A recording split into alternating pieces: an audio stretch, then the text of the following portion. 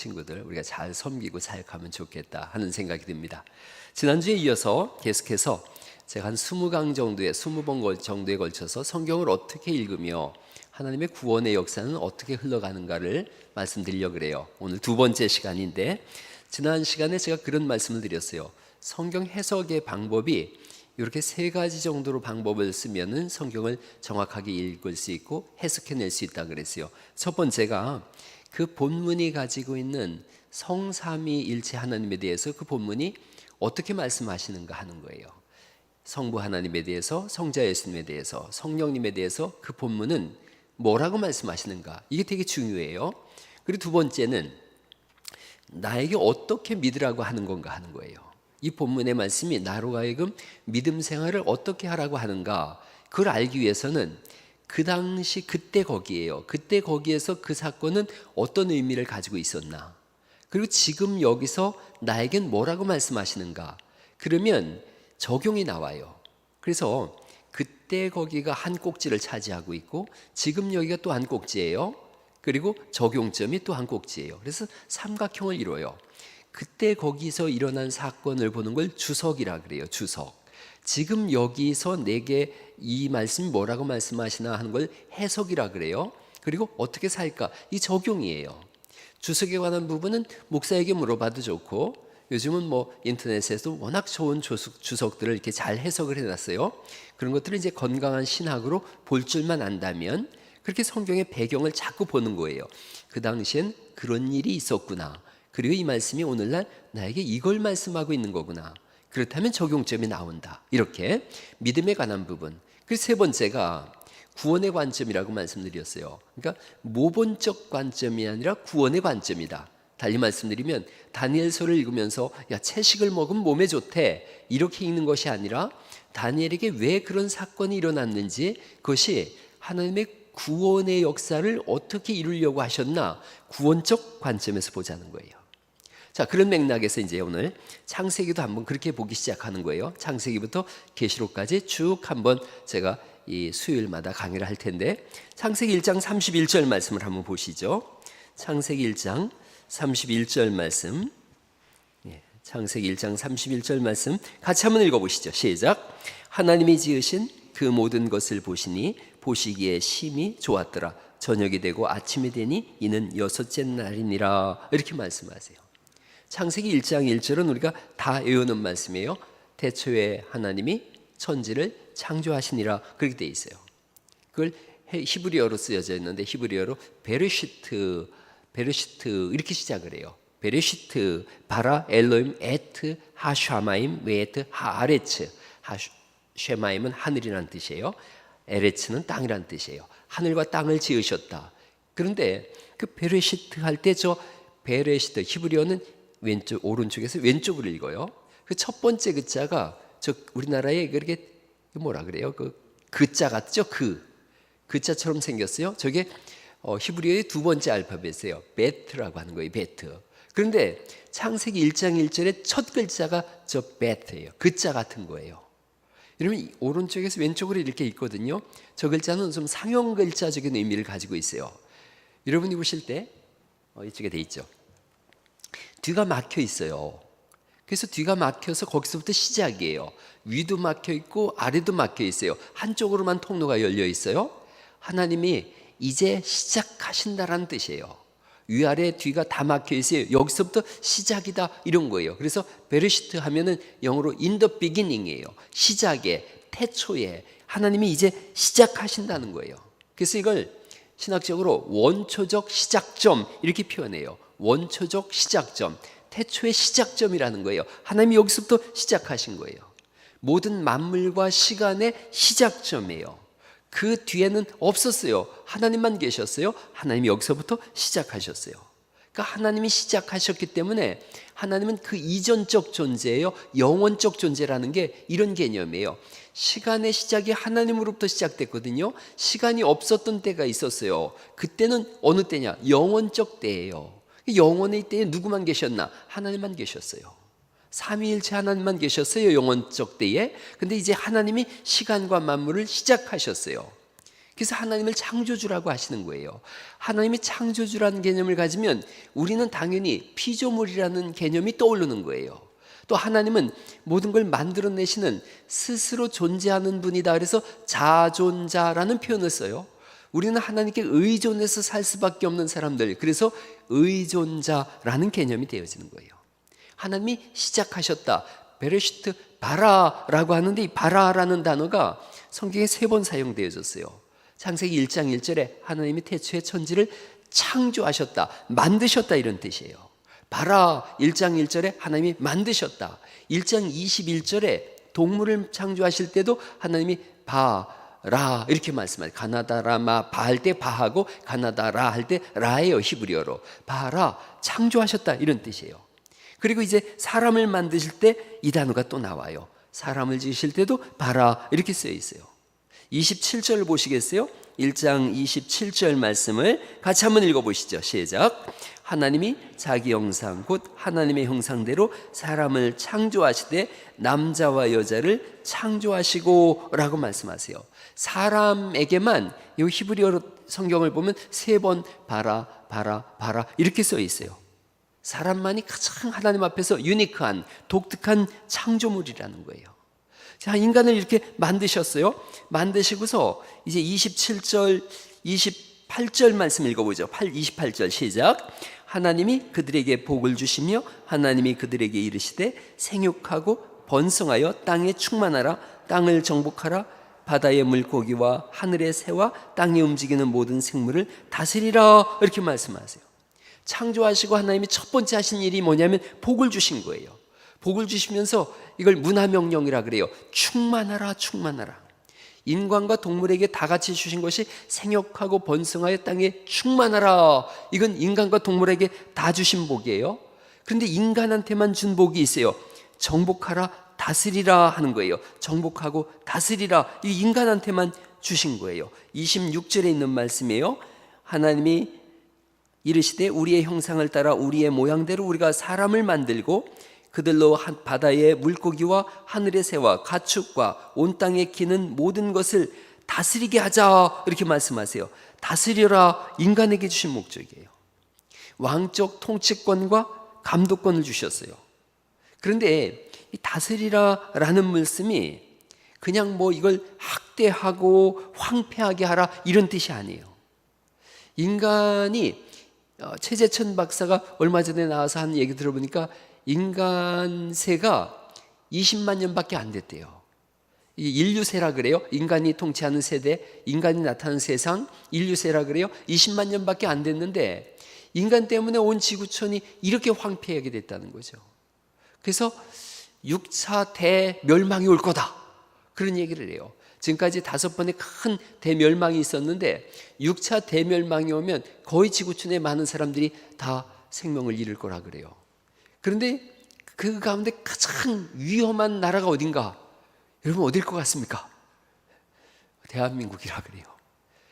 OECD 국가 중에서 일본이 2번째로 위험하고 대한민국이 제일 위험하대요.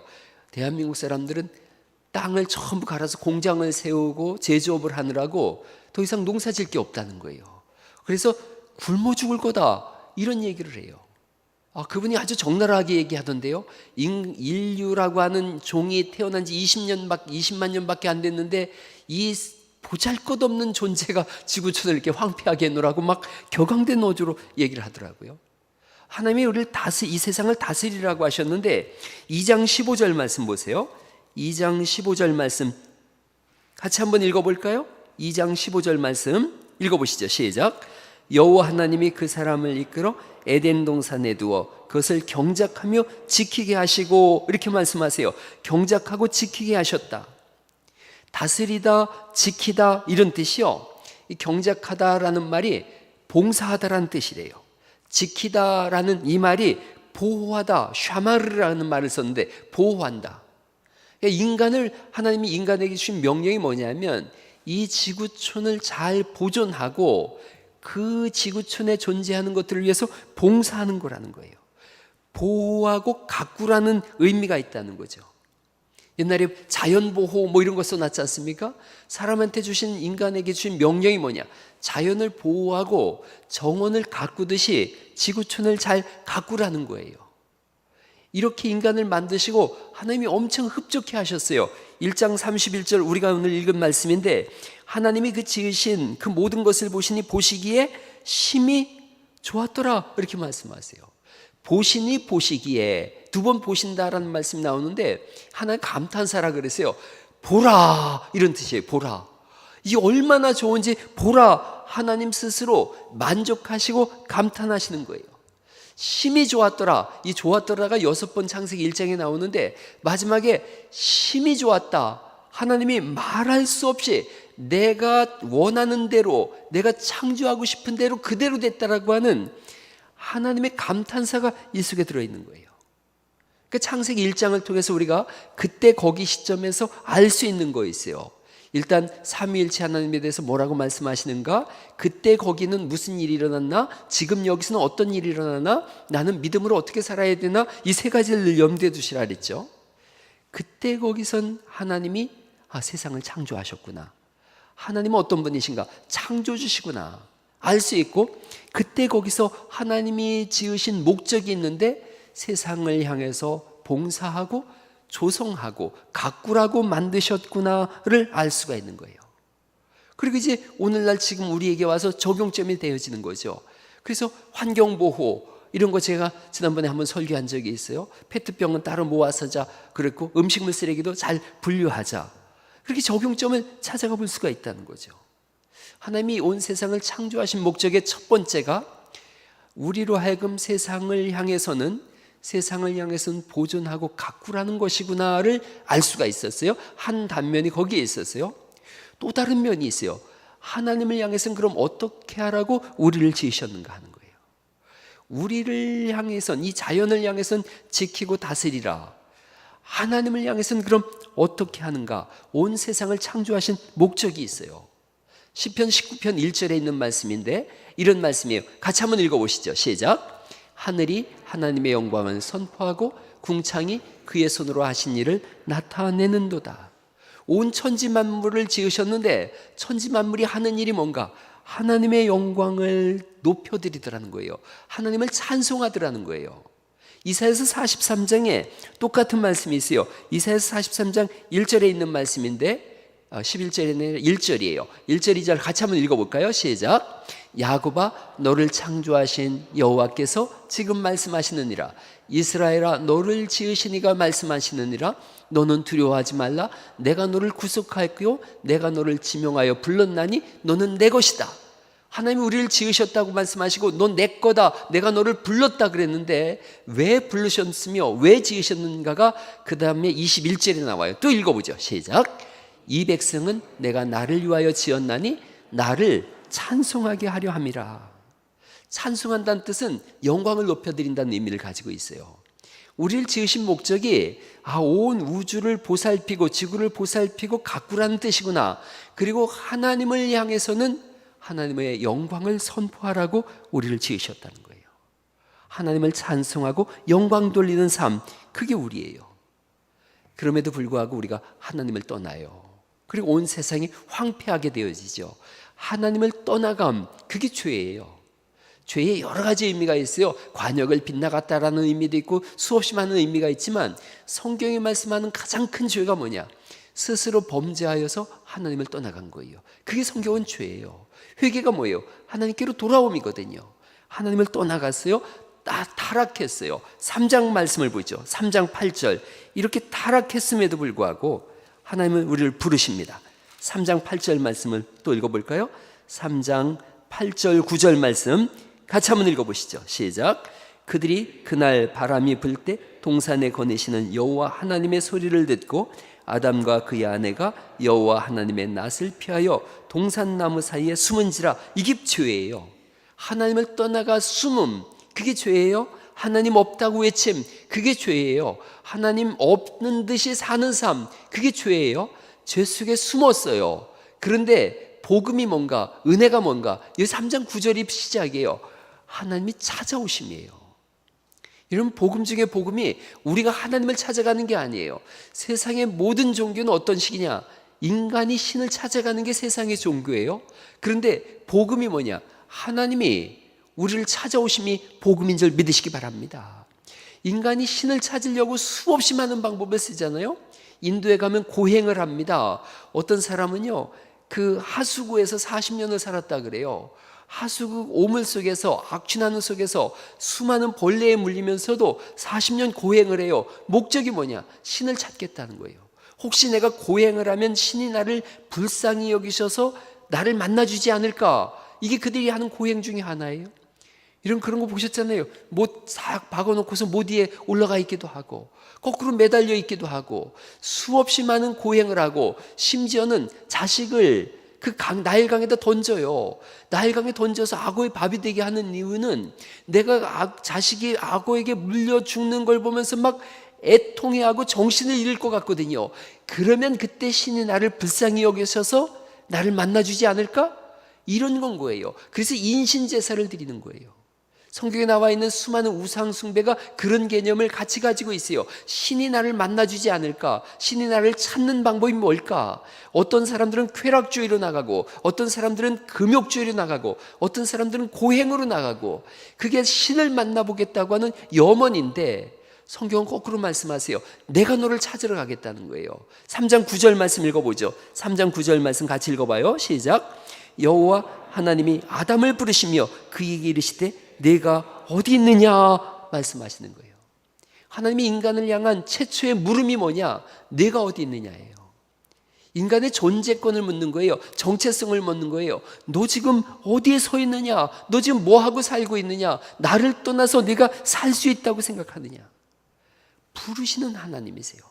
그게 세상 종교와 전혀 달라요.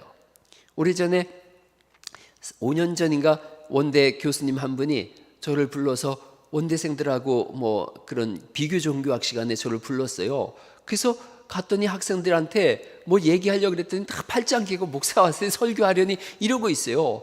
그래서 제가 아주 재미난 얘기로다가 2번 연거푸 웃겼어요. 그 다음에 설교하지 않고 질문 있으면 얘기해 보라 그랬어요.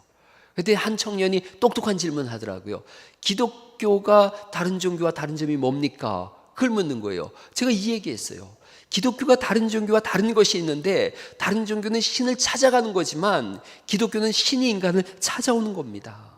그래서 우리는 이걸 복음이라고 합니다. 신이 어디 있는지 모르니까 여기저기 백방을 다 뒤지고, 그러다가 나온 말이 종교다원주의입니다. 어디로 가든지 진리는 통하니까 배산 올라갈 때 어디로 올라가든지 다 만날 수 있지. 그래서 향방 없이 방향 없이 여기저기를 다 찾아다닙니다. 그런데 그렇게 해서 보이지 않는 신을 어떻게 찾겠습니까? 더 중요한 건 전능하고 전지하며 무소부재하신 신이 우리를 찾아오는 것이 더 쉽지 않겠습니까? 복음은 그겁니다. 기독교는 하나님이 우리를 찾아오시는 것이고, 찾아오신 하나님이 우리의 마음을 두드릴 때 마음을 열고 신이 우리 속에 오셔서 우리를 변화시키는 것을 기독교의 구원이라고 말씀하십니다. 하나님이 우리를 찾아오는 줄 믿으시기 바랍니다.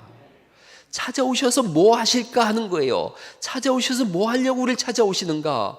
우리한테 혹시 따질라 그러나? 너 왜 선악과 먹었냐? 이러려고 그러시나? 선악과 감 물어내려고 하시나? 고린도전서 1장 9절에 보니까 우리를 찾아오신 목적, 우리를 부르신 목적이 있어요. 아담아 네가 어디 있느냐? 왜 부르셨는가? 고린도전서 1장 9절에 있는 말씀인데 같이 한번 읽어보시죠. 시작. 너희를 불러 그의 아들 예수 그리스도 우리 주와 더불어 교제하게 하시는 하나님은 미쁘시도다 라고 말씀하세요. 이거 세 번역으로 읽었더니 여러분을 부르셔서 그의 아들이신 우리 주 예수 그리스도와 사귐을 갖게 하시는 하나님은 신실하십니다. 하나님 예수님과 사귀게 하려고 우리를 부르셨다는 거예요. 인간의 창조 목적이 그럼 선명하게 드러났어요. 이 지구촌을 향해서는 그들을 조성하고 지키라고 서비스하라고 그렇게 만들었어요. 하나님을 향해서는 하나님의 영광을 선포하라고. 영광을 선포하는 방법이 뭔가요? 라고 물었더니 예수님과 교제하는 거라는 거예요. 성경은 굉장히 논리적입니다. 덮어놓고 믿더라 이런 게 없어요. 하나님과의 영광을 드러내려면 예수님과 교제하라는 거예요. 교제하려면 여러분 수준이 맞아야 돼요. 요즘 뭐 강아지도 다 뭐 아들, 딸 취급하고 뭐 아가 막 그러고 엄마 왔다 아빠 왔다 그러던데, 우리 여러분 강아지 좋아하는 분들한테는 미안한 표현이지만 나는 그게 좀 잘 이해가 안 가요. 반려견이니까 존중해줘요. 저도 지금은 뭐 개 키울 마음이 전혀 없지만 한 80좀 넘고 그러면 반려견 한 마리 키워야 되겠다 그 생각도 합니다. 개처럼 충성된 동물이 세상에 없어요. 저도 그렇게 비디오 봤거든요. 영상 보니까 주인이 나가자마자 고양이는 아이고 이제 좀 살겠네 하고 이리 뛰고 저리 뛰고 뭐 집안을 엉망으로 해놓던데, 강아지는 문 앞에 쭈그리고 앉아가지고 계속 주인 오기만 쫑긋쫑긋 기다리고 있더라고요. 한편으로는 불쌍하기도 하고, 주인이 들어오니까 뭐 그렇게 좋아서 뛰던데, 충성스러운 동물이죠. 그런 건 알겠는데 그런다 그래서 그 개하고 결혼하는 사람들은 난 이해가 안 간다는 거예요. 개하고 결혼하는 데 있어서 결혼식을 열어주는 교회도 영국엔 있어요. 개하고 결혼하는데 신랑 이렇게 그런 거 있지 않습니까? 무슨 종 아무개 하고 신부 아무개 하고 결혼을 하는데 목사가 또 거기서 신랑 이렇게 상상이 안 가요. 신랑 아무개 개 구는 신랑 아무개 구는 신부 아무개 아무양을 사랑합니까? 뭐 이러고 멍멍 그러고 있고 이러고 있어요. 이런 교제하려면 같은 수준이어야 돼요. 그러니까 우리가 하나님의 형상으로 지음을 받았다는 뜻은 하나님과 교제하는 존재로 만들어진 거예요.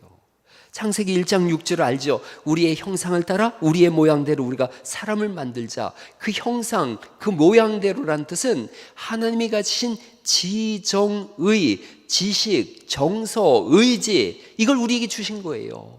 그래서 하나님을 아는 지식이 있고 하나님과 사랑을 나눌 수 있는 정서가 있고 믿음으로 살아가겠다라고 하는 의지가 우리 속에 있는 거죠. 그래서 하나님께서 우리에게 공유적 속성과 비공유적 속성이 있다는 말씀을 제가 전에 한번 설교할 때 말씀드렸어요. 비공유적 속성은 하나님만 가지고 계신 속성이에요. 전지하심, 전능하심, 무소부재하심, 또 영원하심, 하나님만 가지신 속성이에요. 비공유, 우리랑 공유한 속성이 아니에요. 근데 공유적 속성이 있어요. 쉐어하는 공유적 속성이 있는데, 하나님을 아는 지식, 또 사랑, 우정, 친절, 특별히 성령의 9가지 열매, 이걸 우리에게 맺으라고 말씀하시는 것은 우리와 공유적 속성이에요. 사랑이 여러 가지 모양으로 나타난다는 거예요. 희락과 화평과 오래 참음, 자비, 양선, 충성, 온유, 절제, 이런 것들을 우리에게 주셔서 하나님과 공유할 수 있는 수준을 맞추시겠다는 거예요. 그래서 우리를 짐승처럼 안 만들고 사람으로 만드셨고, 예수님도 짐승으로 오지 아니하시고 사람으로 오셔서 우리와 수준을 맞추시고 교제를 원하시는 줄 믿으시기 바랍니다. 제가 지난번에 그런 설교했지 않습니까? 영접에 관한 설교를 했어요. 요한복음 1장 12절에 영접하는 자, 곧 그 이름을 믿는 자들에게는 하나님의 자녀가 되는 권세를 주셨다 그랬는데, 믿는다는 게 뭐냐? 영접이라고 말씀드렸어요. 영접은 두 단어로 이루어졌다 그랬죠. 환영할 영자에 사귈 접자라고요. 영은 잘한다 그랬어요. 예수님 내 안에 오세요, 내 안에 오세요. 영은 잘하는데 접의 문제에 있어서, 주님과의 사귐의 문제에 있어서 우리가 사귐을 잃어버리더라는 거예요. 날마다 성령 충만하고 말씀을 따라 살고 기도를 하면서 주님께 예배하면서 사는 삶, 주와 동행하는 삶, 에녹 같은 인생, 이건 영에 관한 부분이 아니라 접에 관한 부분인 거죠. 환영한 다음에는 사귐이 있어야 되는데 타락한 인생이 하나님과의 사귐을 잃어버렸어요. 그러자 에베소서 4장 23절에 우리에게 이렇게 요구하시는 거예요. 에베소서 4장 23절 말씀 같이 한번 읽어보시죠. 시작. 오직 너희의 심령이 새롭게 되어 하나님을 따라 의와 진리의 거룩함으로 지으심을 받은 새 사람을 입으라는 거예요. 새 사람을 입어서 하나님 형상을 회복하라는 거예요. 회복하라. 로마서 8장 28절 29절에 있는 말씀이 하나님 형상을 회복한 자들을 향한 말씀인데, 다시 한번 읽어볼까요? 로마서 8장 28절 시작. 우리가 알거니와 하나님을 사랑하는 자 곧 그의 뜻대로 부르심을 입은 자들에게는 모든 것이 합력하여 선을 이루느니라. 여기까지가 중요한 게 아니에요. 우리는 맨날 어려운 일 생겼을 때 아유 그리요 모든 것이 합력하여 선을 이룬데 자꾸 모든 것이 합력하여 선을 이룬다고 나 좋은 쪽으로 해석하는데 그걸 말씀하려고 하는 게 아니라 29절에 있는 말씀을 하려고 그러는 거예요. 뜻대로 부르심을 입어서 합력하여 선을 이루는데 그 선이 뭐냐? 그 선이 어려운 가운데서도 그래 이 돌파구가 생겼어, 좋은 일이 생겼어, 복권이 당첨됐어, 엎어졌더니 10,000원짜리 들고 일어났어, 이런 선이 아니라 29절 말씀 읽어보시죠. 시작. 하나님이 미리 하신 자들을 또한 그의 아들의 형상을 본받게 하기 위하여 미리 정하셨으니 이는 그로 많은 형제 중에서 맏아들이 되게 하려 하심이니라. 우리로 하여금 하나님의 형상을 본받게 하려고 모든 것이 합력하여 선을 이루는 줄 믿으시기 바랍니다. 오늘 왜 그런 일이 일어났는지, 왜 그런 어려움이 일어났는지 모르지만 이 모든 것들이 합력하여 선을 이루는데 그 선이 뭐냐? 하나님의 형상을 회복하는 거예요. 하나님의 형상을 회복할 때 주님과 교제가 가능하니까요. 요한일서 3장 2절에는 심지어 이렇게 말씀하십니다. 요한일서 3장 2절 말씀 읽어보시죠. 시작. 사랑하는 자들아, 우리가 지금은 하나님의 자녀라.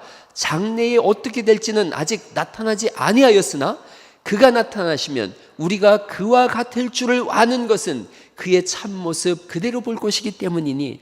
여기서 그는 예수님이세요.